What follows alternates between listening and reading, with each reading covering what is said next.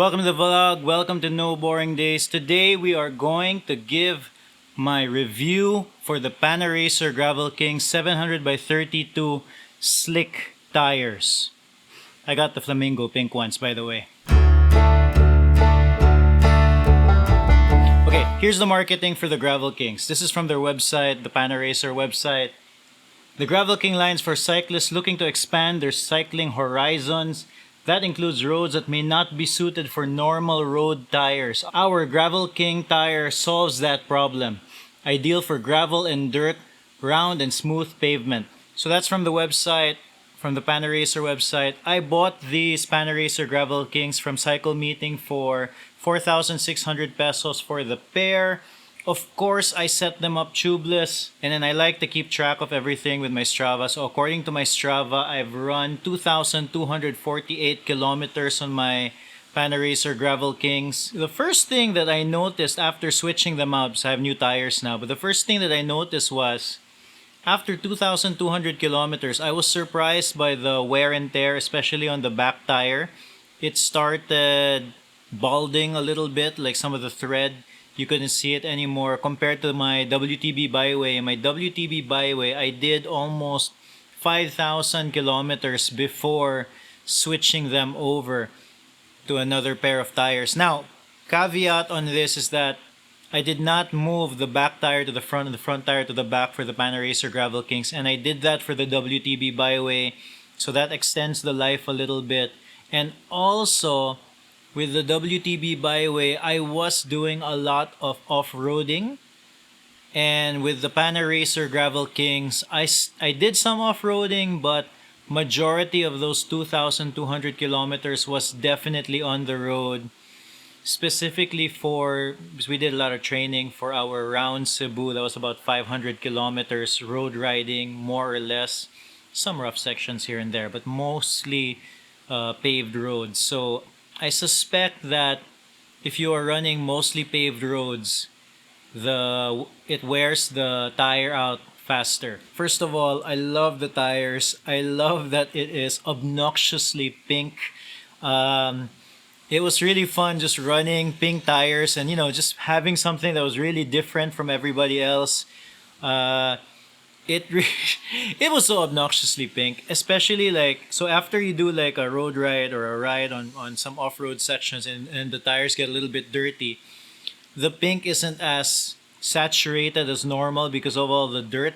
But once you clean it and you go out on another ride right after cleaning it, the pink is very noticeable. So I really enjoyed that.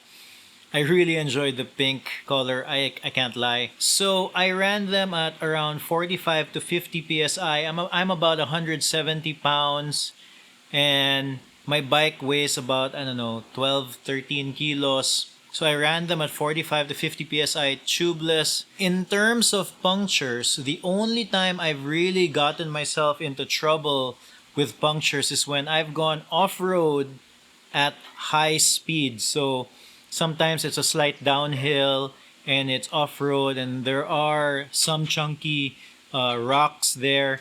That is the only time I really got myself into trouble and pretty much the only time I've really punctured the tires. On pavement, hardly had any punctures, and the one time that I did puncture it, in fact it was an old puncture, I think the sealant dried up and it just popped out.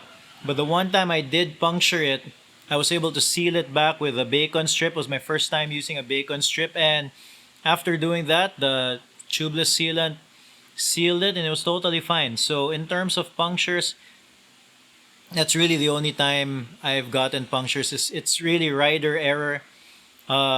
Only when I've got them, basically when I've gotten too rowdy with the tires. That's the only time I've gotten real punctures. So as I said, they perform as expected considering that they're 700 by 32. If anything, I was really impressed by the comfort because if you're comparing it to the WTB Byway 700 by 40, it really felt the same in terms of comfort. It really felt supple or yeah, I don't know. Supple is the only word that I can think of in terms of comfort. It was very similar to the WTB Byway and it felt much faster on pavement compared to the WTB byway. So that is to be expected considering that it's a 700 by 32 tire. So the one thing that I was surprised about, and in retrospect this is really obvious, is that there's less traction on a smaller width tire. Of course, there's less tire touching the ground. This became really apparent to me when I went down this familiar downhill section, and it was quite steep. And then I pressed on the brakes, and I was surprised to feel the tires skidding on the downhill section because it was really steep, and I was probably going a little bit faster for the tires, and they started to skid. And I remember thinking that my 700 by 40 tires wouldn't have skid in that particular situation. So something to think about, especially if you're doing a lot of really steep sections, even if it's pavement. That particular time that I'm talking about, it was pavement, so it's skid. So that's something to think about if you are used to using 700 by 40 tires and transfer to 700 by 32. Other than that, I had to choose my lines a lot better off-road as opposed to a 700 by 40 tire where you can be a lot more adventurous in terms of your lines off-road.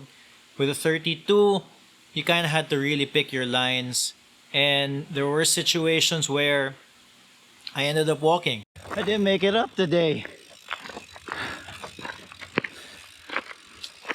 So the other thing that I was surprised about was that it really affected how I chose routes when I like to bike. So I only have two bikes. One's a gravel bike, another one's a fixed gear bike, and the fixed gear I primarily use for commutes. So when I put the 700 by 32 tires on my gravel bike, it really affected the way I chose what routes I would take. So if there were off-road routes, I ended up not choosing the off-road routes as often because it just wasn't as fun going off-road on a 700 by 32 tire compared to a 700 by 40. Can we come back here when I have better tires? I ended up doing a lot more road rides. Now, but take note, I still did a lot of off-roading with the 700 by 32.